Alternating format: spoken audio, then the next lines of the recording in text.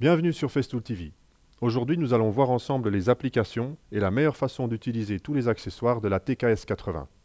Cette scie fait partie de la gamme de scie sur table Festool, mais c'est la scie de tous les superlatifs. Effectivement, nous avons la largeur de table la plus grande, la hauteur de coupe la plus haute aussi, de 8 cm, un moteur puissant et aussi la capacité de travailler en toute sécurité grâce à la technologie SawStop AIM intégrée dans cette machine. Toutes ces caractéristiques en font la scie idéale à prendre avec soi sur chantier. Je vais maintenant me mettre en situation réelle et couper un panneau d'OSB.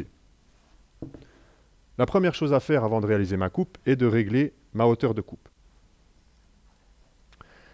L'une des caractéristiques de la TKS 80 est de disposer de réglages rapides. En effet, avec un seul tour de la grosse molette scie contre, je peux passer du point extrême bas au point extrême haut. Je vais donc régler la scie idéalement pour la coupe de mon panneau. Une fois que cela est fait, il ne me reste plus qu'à régler ma butée. La première chose que je vais faire, c'est d'aligner la butée, l'axe de la butée, avec l'avant de ma scie pour un maximum de stabilité. Ensuite, je vais faire coulisser ma butée dans le sens longitudinal pour pouvoir lire les graduations correctement. Il ne me reste plus maintenant qu'à faire coulisser ma butée jusqu'à la dimension souhaitée.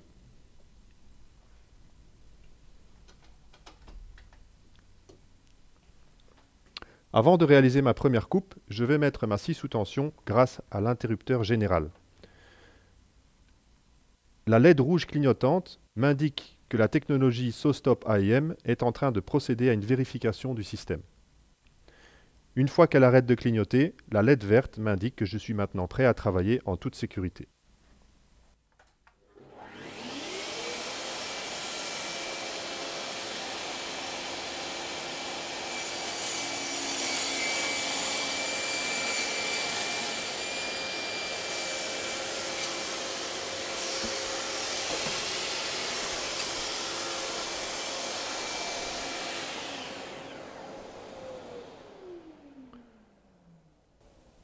Une particularité unique de la butée angulaire de la TKS 80 est sa capacité de coulisser.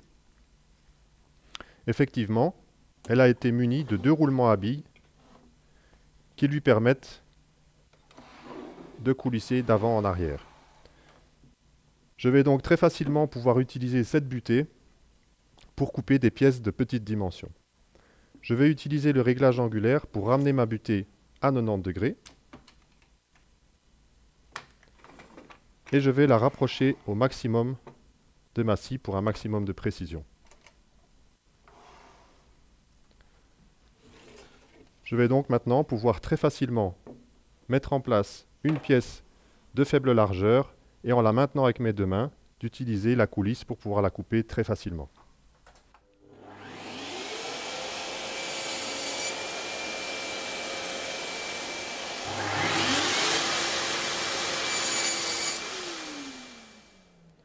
Notre scie TKS 80 dans sa version EBS est donc une scie très compacte mais qui possède déjà un grand nombre de possibilités.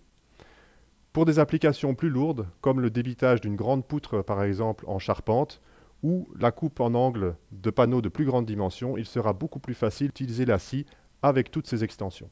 Voici donc la TKS 80 en version 7, c'est-à-dire munie maintenant de la prolongation de table qui va permettre de travailler plus facilement avec des pièces de grande longueur, l'élargissement de table avec la butée latérale qui va permettre de régler la dimension à couper jusqu'à 64 cm et qui donc coulisse librement sur toute la largeur de la table. Et enfin, le plateau coulissant qui va nous permettre d'avoir un support extra ici pour couper des panneaux de plus grande dimension ou bien réaliser des coupes en oblique.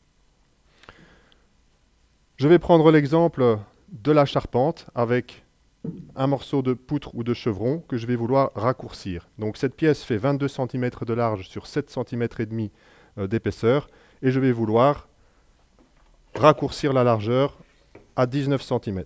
Donc je règle ma butée sur 19 cm et je n'oublie pas de premièrement serrer le bouton inférieur, ce qui va permettre à ma butée de se remettre à 90 degrés par rapport au bord de la table et ensuite de serrer le bouton supérieur, ce qui va me permettre d'avoir un deuxième point de fixation de l'autre côté de la table et ainsi d'avoir une butée bien stable.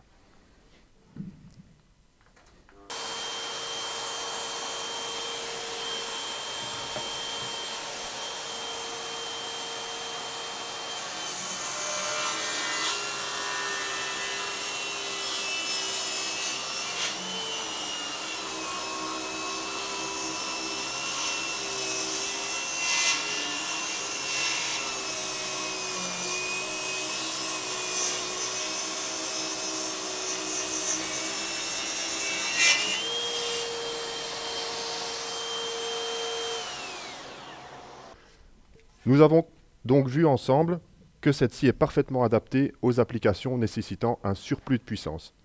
Après avoir coupé les éléments de la structure, certains éléments de l'habillage peuvent nécessiter également des coupes spécifiques, comme par exemple mon panneau d'OSB que je vais vouloir couper ici non pas à 90 degrés, mais sur un angle particulier. Par exemple 45 degrés. La première chose que je vais faire, c'est adapter la position de ma butée angulaire pour être sûr que la scie passe à travers la totalité de mon panneau. Une fois que cela est fait, ma plaque avait été préparée à l'avance, elle est déjà tracée. Je vais la positionner contre la butée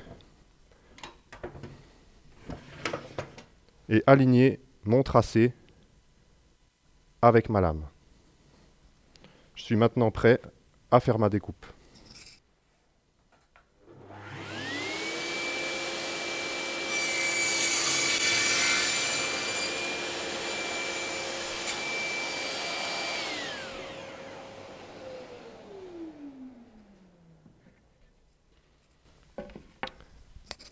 Nous avons donc vu ensemble que cette scie est parfaitement adaptée aux applications de chantier, montage, charpente, ossature bois. À côté de cela, nous pouvons aussi sans problème réaliser des applications plutôt orientées vers la menuiserie. Je vais prendre l'exemple d'un caisson que je vais vouloir réaliser en mélaminé avec un assemblage en angle à 45 degrés où je veux que l'angle extérieur ait une finition parfaite. Il est donc très important que cette coupe soit réalisée sans aucun éclat. Pour réaliser ce type d'assemblage, je vais utiliser la capacité de la lame de la TKS 80 à basculer en angle. J'ai dit précédemment que cette scie était munie de réglages rapides. Effectivement, pour régler mon angle, je n'ai qu'à tirer vers moi le volant vert et à faire basculer le bloc moteur de 0 à 45 degrés. En utilisant ce bouton supplémentaire, je vais encore pouvoir rajouter 2 degrés supplémentaires, ce qui me permettra de passer de -2 à plus 47 degrés.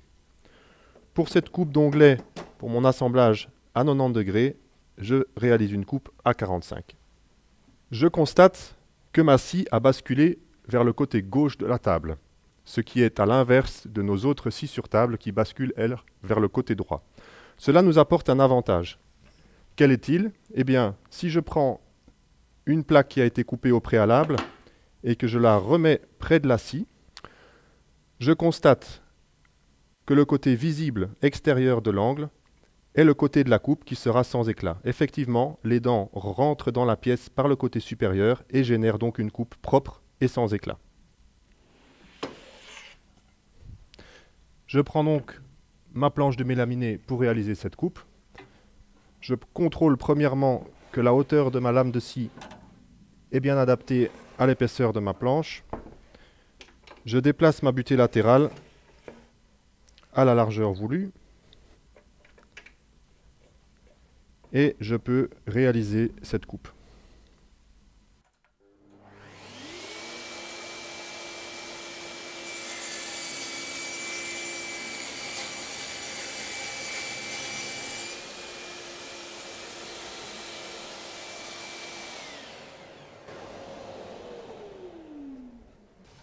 Le deuxième avantage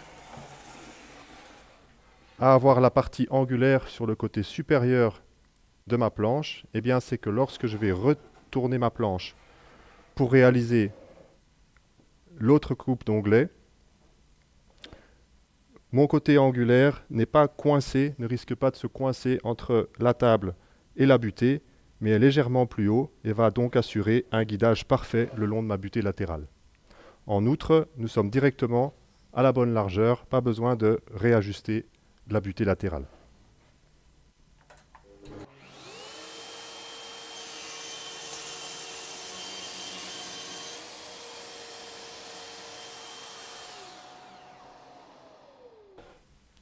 Je pense que nous avons maintenant vu ensemble la plupart des applications qui vous permettent d'avoir toutes les informations nécessaires pour travailler de la meilleure façon possible avec cette TKS 80.